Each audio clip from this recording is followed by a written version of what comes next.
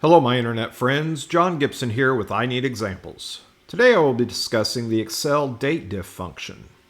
Excel's DateDif calculates the number of days, months, or years between two dates. There are three required arguments: start date, end date, and unit.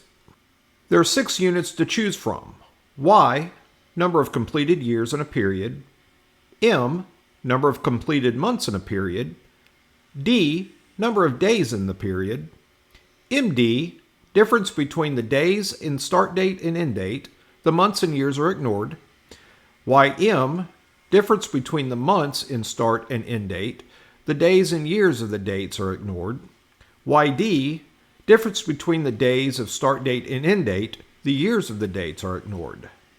In this example, I have start date, end date, and unit in my first 3 columns with a description in the 5th column.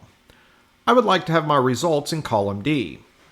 To be able to show all the different unit functions, I have added a unit column. You can manually input this unit using double quote Y, double quote for year, double quote M, double quote for month, and so on. In cell 2, I will enter equals date diff, open parentheses, A2 for my start date, comma, B2 for my end date, and comma C2 for my unit. When I enter the formula, you will see that in rows 2 through 7 are now populated.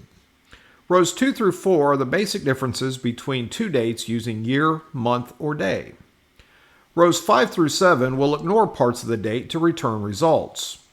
Row 5 will ignore the month and the year and return the number of days between the start and end dates day only. So the difference between day 1 and day 15 is 14.